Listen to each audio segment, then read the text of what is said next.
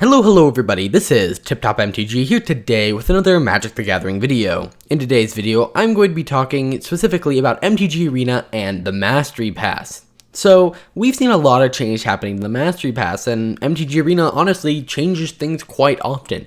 And so in this video, I want to talk about where the Mastery Pass could go in the future, and what changes we are likely to see in the future. So, this first part of the video is going to be kind of just my speculation of things that could happen, how they could improve it, how they could expand it, and then in the later part of the video, I'm going to talk about what I think they're going to do based on what they've said and what they've done in the past. So, starting off with my speculation, I think that it could be very cool if the Mastery Pass was expanded outside of Standard. They keep talking about how, MTG Arena right now is very Standard based, but we in the future want to make it the place to play any Magic the Gathering format. So once Pioneer is added, are you really going to want all these packs from Standard sets? So my theory is that they're going to do different types of Mastery Passes. So there's going to be a Standard Mastery Pass, a Historic Mastery Pass, or maybe Standard Mastery Pass, and then a older format Mastery Pass.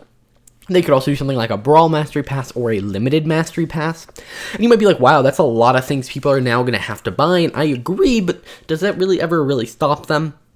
Not really, but what's interesting here is that each of them has their own idea. So Brawl, what could be in a Brawl Mastery Pass? Well, maybe if you buy the Brawl Mastery Pass, you get Brawler's Guild Hall for free for the duration of the pass. Okay, that's just one little thing.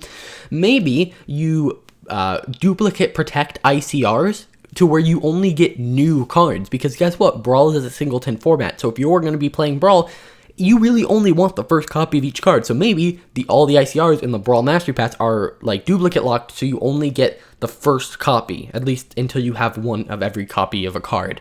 That might be really crazy, but yeah. Another option is maybe there are legendary ICRs. So these are just going to give you legendary creatures and planeswalkers, and guild halls included. And you can just get rid of some of the things that maybe the players don't want. Brawl players may not want some things that Standard players do.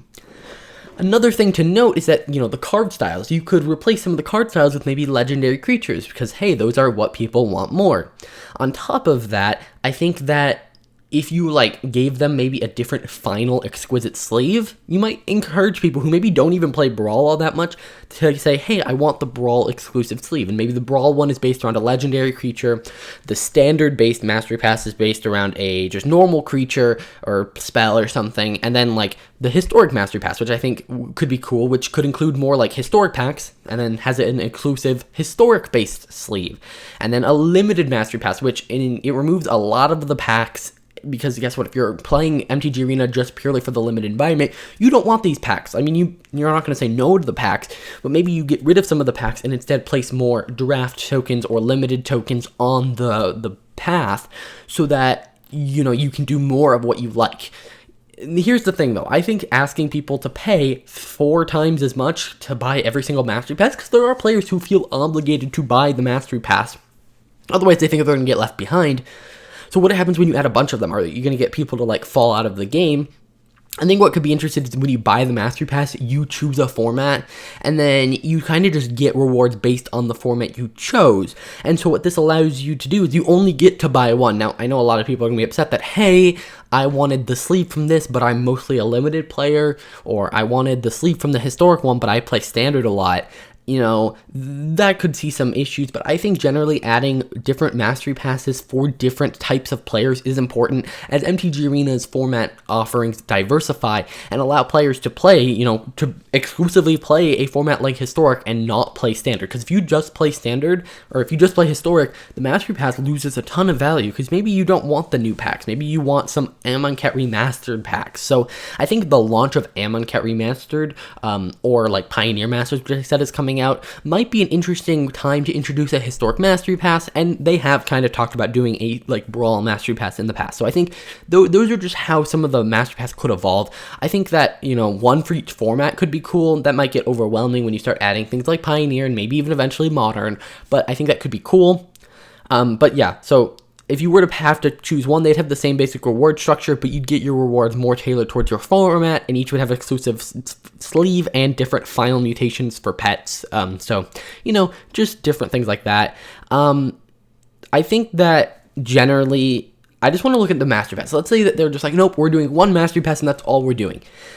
I think it could be interesting if they could give out more unique free rewards. Now, I know Wizards of the Coast and MTG Arena is here to make money, but by allowing players to, enjoy the Mastery Pass more, they can value XP more, maybe adding a couple unique free rewards after they've gotten all their packs. So if you are a free-to-play player and you have the dedication to get through every single pack on the Mastery Pass, knowing that once you get past all of those, you're getting nothing, that's pretty much, dedication. I think that, maybe give the uncommon ICRs to all players. Don't make that a Mastery Pass exclusive. You still have to get to the end of the pass for that, but it just seems so like, the whole point of it is that your XP doesn't feel worthless, and after a certain point, it does feel worthless. So I feel like if they could add some more rewards to the free track, that'd be pretty cool. Generally, I think that they should get rid of packs from older standard sets. I believe they do that with the core sets. They won't give you Guilds of Ravnica, Ravnica Allegiance, War of the Spark, or core set 2020 anymore. But I think they should do that. Like, they should only give you, okay, so when a Mastery Pass comes out, people want to play the newest set.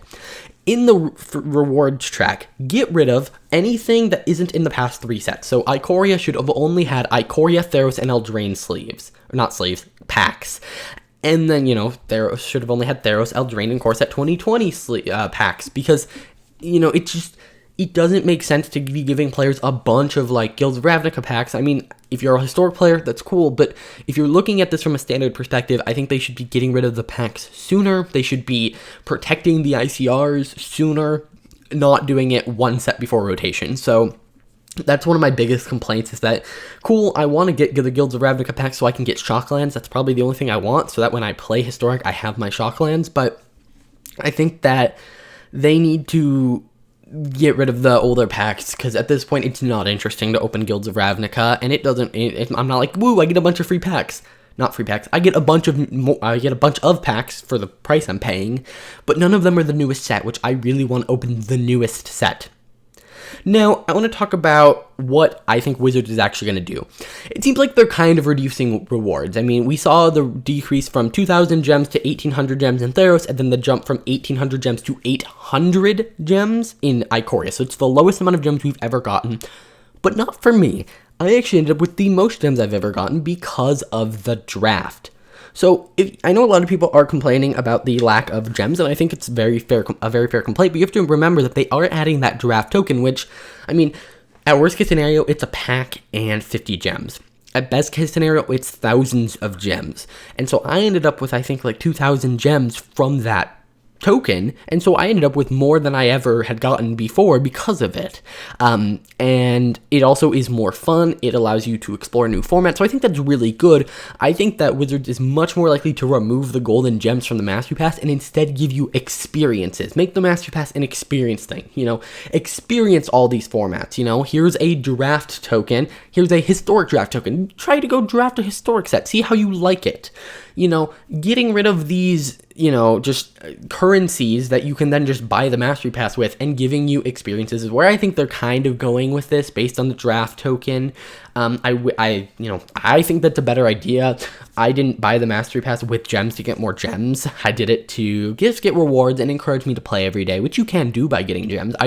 I like the idea of, them giving you maybe more value out of it, but you don't get to choose where that value goes as much, which may be a controversial opinion, but I honestly kind of like that philosophy because, you can still offer some gems, but I like the fact that my playing skill does kind of increase my rewards. And yeah, although again, that is kind of a anti-consumer move for people who maybe aren't the best at the game, but still just want to buy the Mastery Pass to, get it for 1,800 gems because, hey, they're getting 1,800, they're getting a bunch of gems from the pack, or the pass. So yeah, I think that they are going to start decreasing the rewards in terms of actual gold and gem output and start increasing the actual things you are getting. Although we don't really know because Ikoria was a short season. We'll have to see how it is with Core Set 2021.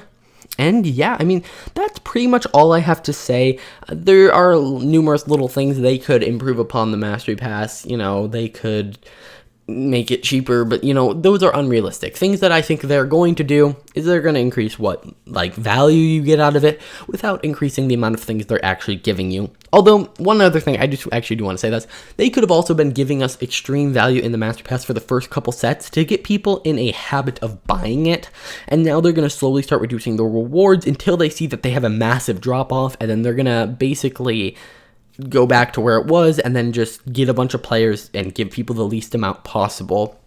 It's a very, I mean, I think that is probably what they're trying to do right now with this whole gem thing is, hey, we're going to reduce the gem count by a lot, but we're going to see if that changes how many people buy it, or is everyone just so accustomed to buying it that we can reduce the rewards. So I know it's a very negative outlook, and I really don't like being super negative, but that's how I could see them trying to do, like, I could see them trying to do that. But either way, that's gonna do it for this video. Let me know what you think in the comments down below. If you enjoyed, please hit that like button, subscribe, and I'll see you guys in the next video.